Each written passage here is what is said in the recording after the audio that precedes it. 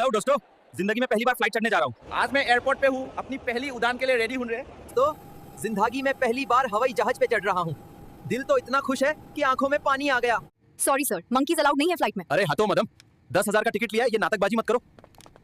अरे madam, flight रोको, मुझे टॉयलेट जाना है। जल्दी रोको भाई, ना तो हवा में ही हादसा हो जाएगा। Thank you madam. अब बच गया भाई, वरना हवा में ही हिस्ट्री बन जाता। This way sir.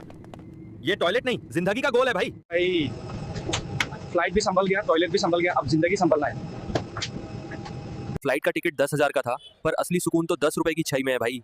ये होता है लैंडिंग के बाद असली टेक ऑफ। अरे यार, पॉकेट में पर्स नहीं है, कोई चोरी करके ले गया रे। ओए हीरो, एक्टिंग मत कर, पैसे दे वरना बर्तन धो। मुंबई में चाय से ज्यादा तो दर्द मिलता है भाई। भाई चाय पीने आया था और अब देखो मैं बर्तन धो रहा हूँ। शाहरुख बनना था, लाइफ ने सबून खान बना दिया रे।